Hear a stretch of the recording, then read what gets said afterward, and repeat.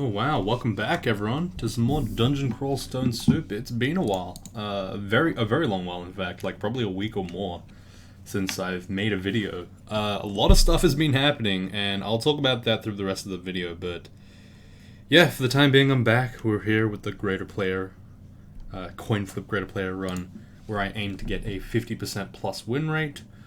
So far I've been doing alright. I've been doing fine, you know what I mean? I got a 66.67% win rate, slightly above schedule for now, but again, this is all random, so unlike most of my previous Greaterplayer runs, it's unlikely that I'll be able to sustain a high win rate for very long, because on the other Greaterplayer runs I tend to start with easier stuff and then kind of go into the harder stuff later. This one's more like flat across the board. Difficulty spikes here and there. It'd be very like game to game. There's no like control that I have really, other than just vetting the really easy stuff. So technically the win rate should stay around this level, hopefully, but we'll see. So far I have 8 wins on this account, doing decently. I've lost 4 characters so far: Naga Transmuter, Merfolk Ice Elementalist, Demigod Conjurer, and Spriggan Venom Mage. Most of these actually have also had runes, so like it's pretty interesting. You either get me dying with 2 runes or with 0, and I'm like on D5 or D1. So it's pretty interesting to see where the deaths are coming from. Anyway, so let's hit Greater Care, Skilled at Dying.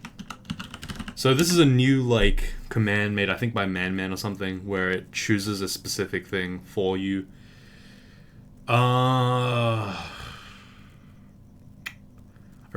I really don't want to pick something that easy, you know what I mean? Like, let me just do one more. Again, I'll try to veto it as much as I can to make it so that it's fair. Like, so that it's not, like, completely busted shit. Because I don't want to play something that's, like, we've already seen me do, like, 100 times before, if that makes sense. So I'll pick Deep Elf Ice Elementalist instead.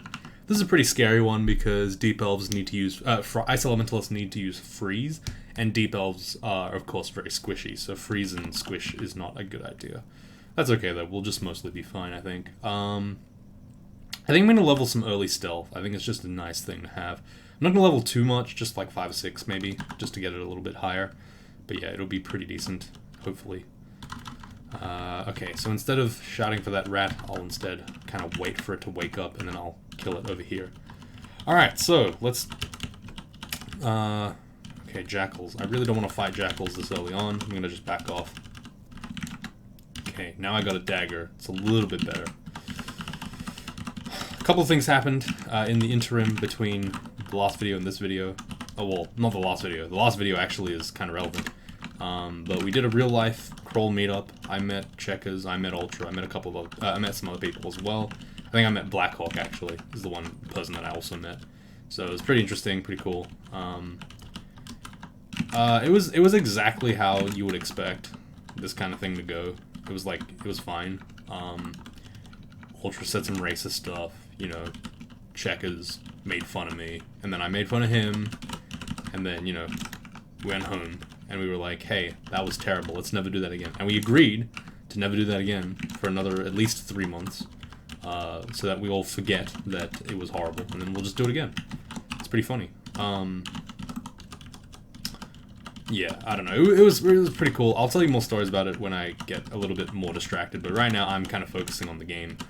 Deep Elves are very squishy, but they're mages. They're the stereotypical mage class. Ice Elementalist is actually one of the better classes in the game, just because of the fact that you can kind of blow stuff up really quickly with Freeze, which can never never miss, and I believe it also ignores AC. I'm not sure. Oh, that's not good. Oof. I only have 15 hit points, so this is a pretty scary spot to be in. But because I am a Ice Mage, or because I'm a Deep Elf, sorry, my extremely high intellect and my fast speed and spell power, I guess, is really, really good. It turns all my spells into, like, pretty high spell power ones pretty quickly. I'm a mage, so training it makes sense. I'm just going to train it. I have access to Throw Frost now, which is pretty good. Throw Frost will just, like, is your, you know, generic blasting spell. It's not quite as good as Throw... Actually, I think it is full screen range. So it's full screen range, So it's pretty much just like Throw Flame, except freezing. It's not much different. But it is a very nice level, like, 2 spell, just because it... Oof, that hurt a little bit. Ooh, let me close the door real quick. Freeze, again, being really good. Ooh, Robe of Magic Resist, and +2 AC, awesome. Yeah, Throw Frost is pretty decent. It's not great, but it works. It's got worse range than Throw Flame, I think, again.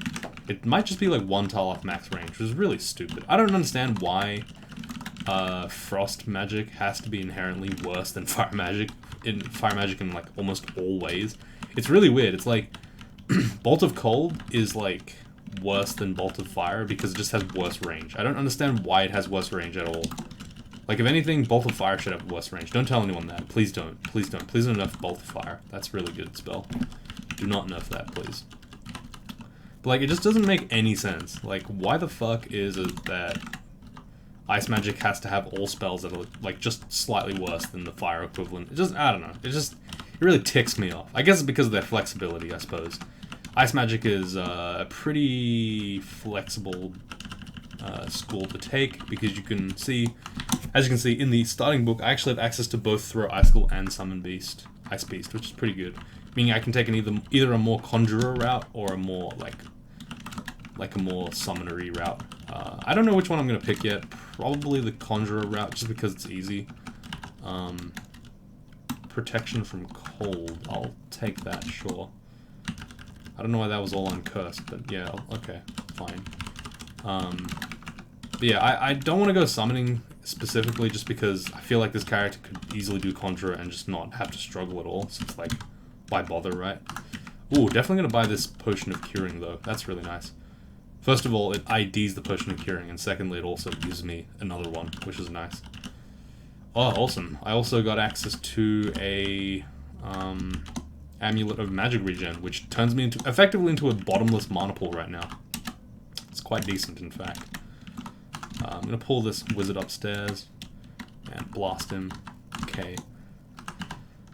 Stealth at 4, I kind of want to train a little bit less now. I'm going to turn that off, actually. I'm going to start training for Conjurations. We're going to go with the idea that we're going to go Throw Icicle, probably. Just because, like, I don't know, I feel like Throw Icicle is pretty good. Ooh, Kiku, that's an interesting one. I could go Kiku and go for, like, some kind of Necro shit. I don't really want to, though, just because I feel like Necromancy doesn't have very good, like, synergy, I suppose, with Ice Magic. I just don't really have a way to kill stuff, if that makes sense. I'd need some kind of, like, non-Conjurer thing. Sorry, non-Ice Magic thing to kill an enemy using... sorry, to get the Necromancy engine started, I guess. So, yeah, it's not really worth it, I think. If I'm able to, though, I would probably want to get Vehement instead. Like, if this character was more of a summoner, like, again, I still wouldn't want to pick up. That's a cursed -2 int. That doesn't really matter, technically, right now. I'm gonna leave it on, just because remove curse I only have one of, and I might want to ID something later on. It's one of the few times where I'm like, oh, well, I have something cursed on, but I'll keep it on, because I can just leave it. Are you fucking kidding me? Wait, did that... Seriously? Wait, that's how that works? Oh, god damn it, really? Okay, so I think I think the ghost in this vault shafted itself, so I have to go fucking fight it at some point. Okay, well, Menkore's here, that's cool. I really enjoy that. That's a fun thing to have happen to me. Yeah, so I'm gonna have a bit of difficulty dealing with enemies that are cold resistant this early in the game. Later on, not so much, but right now, I'm gonna be struggling. Just because Icicle's not, like, fully, leveled up yet, I guess. Should be okay, but, you know. It's a pain that I didn't want to have to feel. It's okay, though. We'll just walk back really far, blast away, and be fine. So, you can see here that the stealth, while not... okay, yeah, so this is actually true this is real life. This isn't fake life. Fuck's sake. Oh, no. Okay, I'm gonna have to go down this staircase, whatever. It's fine. Oh yeah, I forgot again. I keep forgetting. Like I said, I was gonna talk about some stuff, and then I'm getting distracted by the game this time around. But yeah, I had the meeting with Ultra. I might be dead here. I might be dead here. Yeah. Okay, I don't have any fucking way to deal with an ogre, so I'm gonna have to go down this staircase, fight these wizards instead. I need range against that ogre. I really need it. Yeah, so I met Ultra, we had some fun on Saturday, and then on Sunday was supposed to be the time where I was doing my fighting game stuff, and for Skullgirls. And if you don't know what that is, basically I took a week off because I was grinding Skullgirls, because I was told that if I beat the top 5, any of the top 5, in a first to 5, that's a wand of acid. Well, guess we lose. Guess we lose. We had no power there. I made the cardinal sin of opening the door. Wow, what a fun fucking game. Oh shit.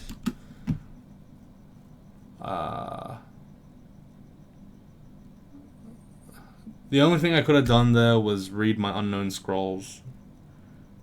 And if I fucked up on 2 turns, I would have died.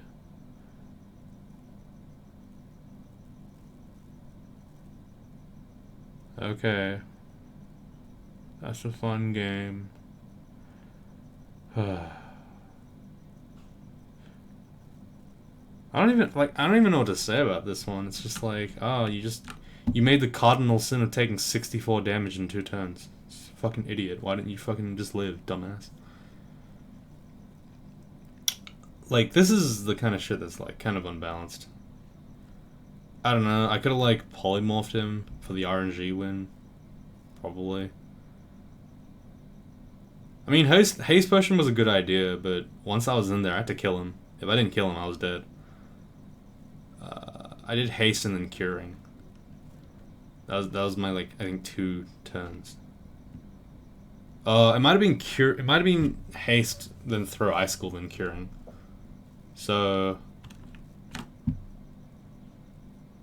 I guess I was just... Nah, I probably had to just polymorph. I don't know. I just had to, like, preemptively just accept that that was gonna kill me in 2 turns, and then just be like, oh, that's balanced. Like, you can see there that it says 2 fierce scrolls and then a blink scroll, right? But, like, there's no way I would know that those 2 things were good. You know what I mean? You only play with what's inside your inventory at the time. You know what I mean? Like, you only play with what's known and identified. You wouldn't assume automatically, hey, I need to look for fear and blinking. You would say, oh, that's random uselessness and immolation and like a holy word, or random uselessness and enchant armor, or something dumb shit like that. Like, you would not... I think it would be unreasonable to say that you would know that those 2 things were like the fear and blink scrolls, any more than you would assume that any of these 4 potions were in fact like agility or heal wounds. Like, I wouldn't be able to tell that from looking at this, I guess. That's what I'm trying to say. I don't know, maybe it's just an excuse, but that's bullshit. Like, I'm minus 17. I'm minus 17. I took 27 damage on the 2nd turn of me dying. So I had to mitigate what, like... so the first thing did 22 damage, the second thing did 27 damage, for a total of 47 damage in 2 turns. And that implies that I would need to have mitigated, like, 60 damage to stay alive there. And then I still had to outlive 3 more charges. So, I don't know, like, whether or not you believe that's fair... Maybe there's some bullshit backseat gamer out there that's like, oh, you could have lived if you did this specific thing. It's like, well, you know, I could have. Or, you know, I could have just not played a game where Idjib kills you in 2 turns. Like, that's what I've been doing all week. Anyway, so since this video is a flop because of this fucking shit game, I'm gonna go ahead and talk about the fighting game thing. So, yeah, I was supposed to play first 5s with everyone, and then if I was top 5, I'd be top 5 if I beat anyone in top 5, right? So the 5 players, I'm not gonna name them because they know who they are. And they probably don't watch this, but like, there's a fairly clear hierarchy. You can see where the fives are, like the who is who in what top five. Effectively, I thought I had good matchups against number 4, number 3, and number 5, and terrible matchups against number 2, and a potential to scam out number 1. So I thought my options were pretty good. I walked in with this week with a lot of allies that I didn't expect would really come about, and I'll be using them again soon, and I'll explain why. So there are a couple of people that I called for assistance. One of them is a professional, or previously professional, Skullgirls player. It's still one of the top in the American scene. I'm not. Again, I don't want to call his name out, but yeah, it was. He's a very helpful person. He's been helping me out, and he's been helping a lot of people out in general. But we went through some of my sets, and I got some more coaching from him. So he explained to me, like, oh, these are the things that you're dropping, these are the things you need to look out for, these are some of the general things in your game plan that are flawed and that you need to work on. And I was like, awesome, sweet, nice. We did a lot of analysis on my sets, and we just did some stuff. Then I also called in some of the people that were not in the top 5, but were in the top, like, say, 8 or 10.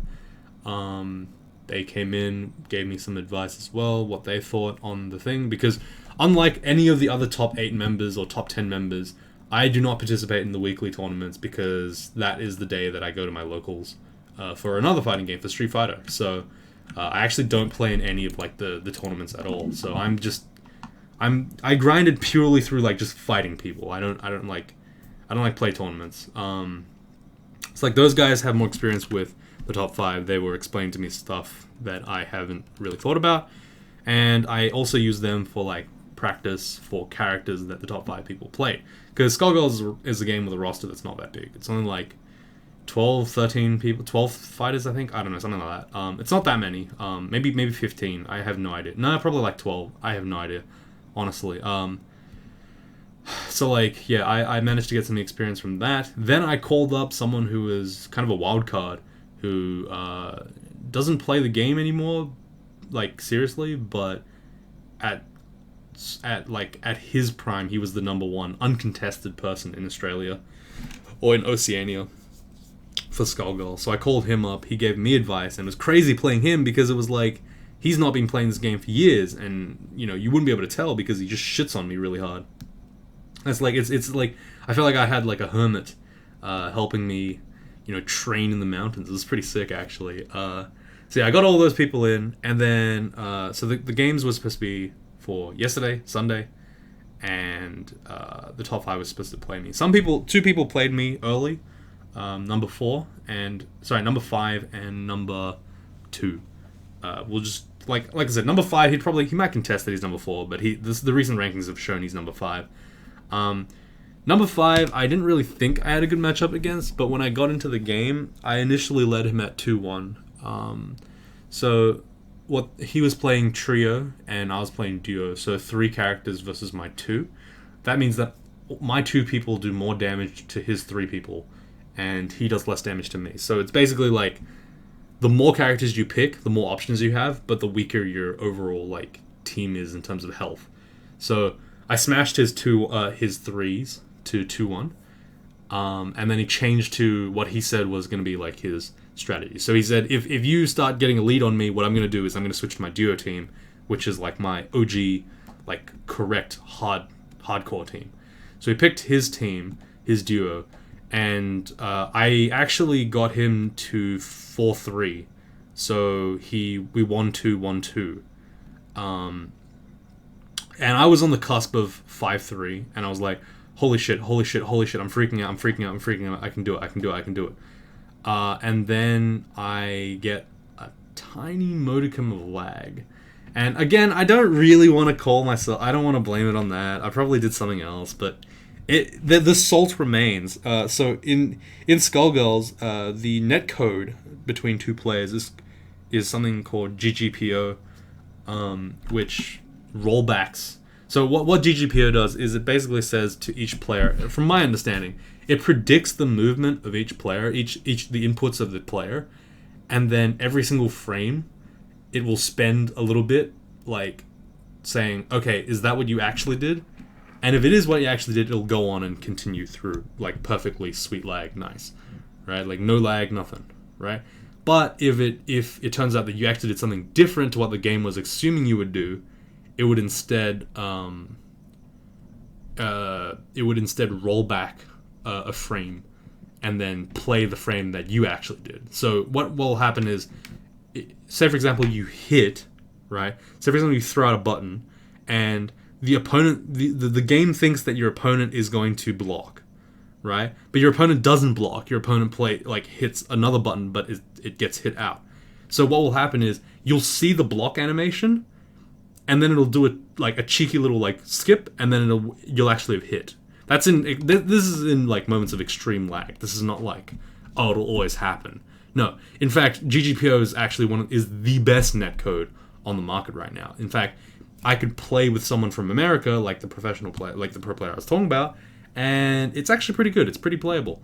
But I was just having some really crap net, and I had a situation where that exact scenario happened. I thought I saw a block, and it was not a block, it was a hit. And I fucked up my reset. I fucked up my confirm. So, I pressed the button into my next button, into the combo, and just continue the combo, right? I fucked up my confirm, and I died. So it's now 4-4. And at this point, I'm just so damn tilted, and I'm just like, fuck me, no. I was so close. I was 4-3. I'm seeing the end, you know what I mean? And I feel confident. I feel so strong at this point. It's frustrating. So instead, what I do is, the next game I play, and I actually get, I think, a happy birthday. So a happy birthday is where, since this is a tag game, you can call in assists into the game, right? So your secondary fighter can actually come in, do a special move, and then leave. That's really useful, and it really changes the way the game can be played. But if you hit both the character that the opponent is playing and the assist character at the same time, do a specific combo, bring him to the corner, and then do something called a snap out, basically the assist character is bugged. It's not bugged, but in the original game that Skullgirls was based on, aka Marvel vs. Capcom 2, I think it was something like a bug. But basically, if you did this specific combo to get both players out, the assist character would remain, and you could actually beat the crap out of the assist character until it died, right? So I did that. I killed his second character, and I was like, holy shit, that's awesome. And then I fucking failed another confirm. He exploded my main character, one of my characters. I had my second character left, my last character left, Philia, versus his big band. And then I do a confirm, and it turns out that I was in fact not hitting. I was actually hitting his guard. So I'm like, oh fuck, he has literally no hit points left, and I have a little bit left. So if I fuck this up, he kills me too, right? So I pressed the standing heavy kick as an accident. The standing heavy kick goes in on a block. So I'm like, okay, well, if he understands that this is a negative, and he does, I'm gonna die to this. So what I do is I go for a chip out kill. A chip out kill is where you kill someone through block by using special moves. Special moves and super moves in most fighting games do damage through block. It's a way to make it so that you can't just block forever, right? So I input my hairball, which is like a little sonic roll. It goes boom, boom, boom, boom, boom, right? I cancel it early. And the reason why I cancel it early is because I'm avoiding something called a push block guard cancel. You don't have to worry about that. Basically, I was just scared out of my mind, right? Because I was freaking out. The rollback had hit, and I was like, oh shit, I have a microsecond to make this decision. Let's fucking go. I do the hairball. 1, 2, 3, 4. I cancel it. I cancel it into my super Gregor Samson, which is a super version of the hairball. I'm trying to chip him out. He's at 1% life. I'm like, oh, let's do this. The Gregor hits. It chips. It chips. It chips. He has a pixel left. Not, I can't even see how much health he has left. That's the magic pixel. But I'm negative after Gregor. So negative, in fact, that he gets a full punish on me and kills me. Making the fucking what was supposed to be a 5-3 into a 4-5. I've never been more salty in my life. Because I knew at that point that I had become top 5. Had I been one victory ahead, I would have been top 5. And it wouldn't have even been, like, contestable. That was quite clearly a situation where I was in control of that whole game. And I dropped it twice. So that is my fault. So that was on Wednesday. Friday rolls around. Number 2 fights me.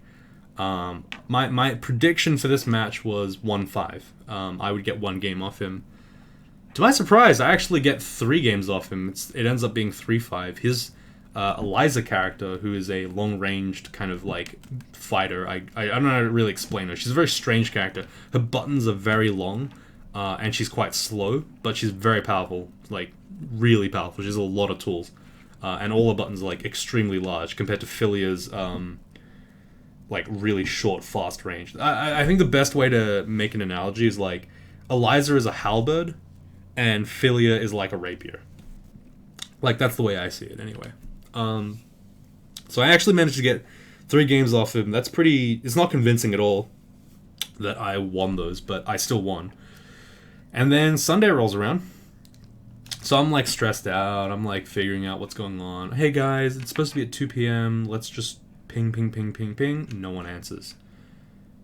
So there's 3 top players that are left that I have to fight on Sunday, and no one answers at 12 o'clock.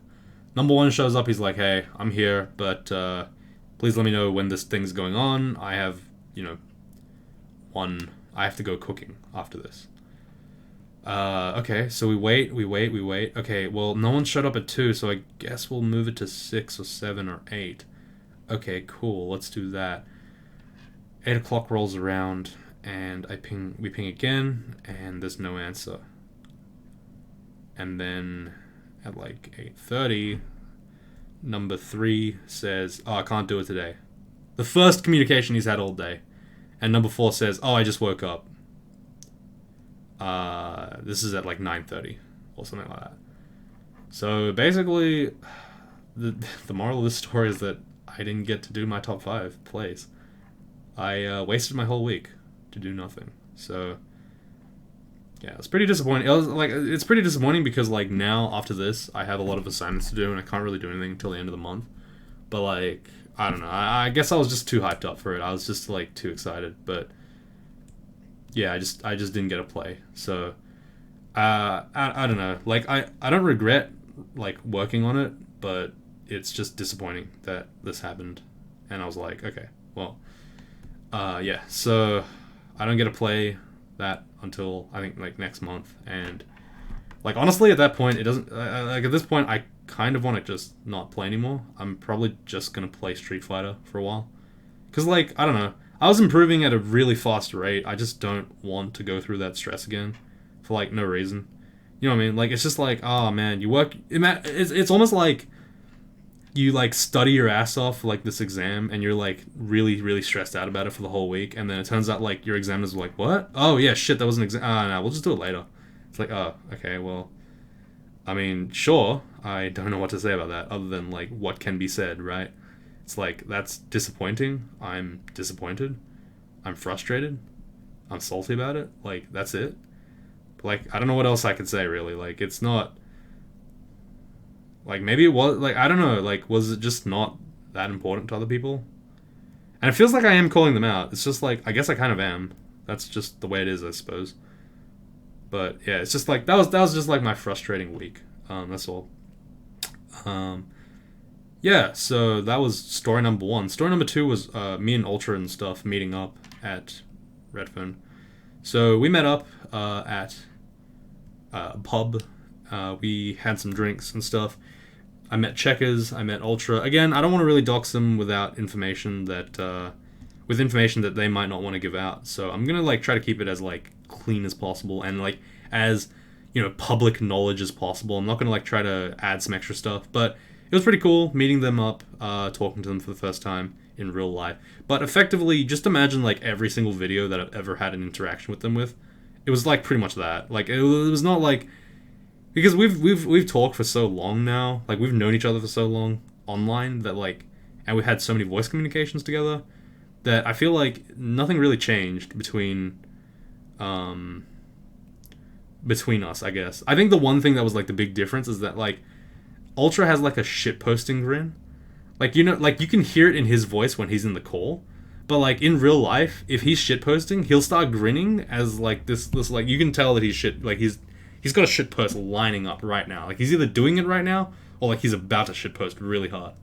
But yeah, that was like it was everything you would expect from Ultra and Checkers. Ultra was just making like very vague, like non-sentences, and he just like continuously talked about this weird band, and like his stories never went anywhere, and it was really confusing.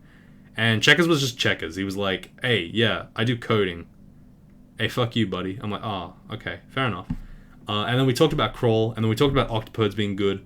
Turns out Octopodes are actually pretty good. And then we talked about other races. We talked about tournament stuff. We reminisced about the old days, and then I actually forget what else the hell we talked about. We probably talked about like real life stuff and other cool things. Turns out that Checkers and Ultra actually know each other in real life, not in fake life. They actually know each other as real people. I didn't know that, but now I do, I guess, and I guess now you do. So that's the secret message at the end of the video. But that's like the end of this video, because again,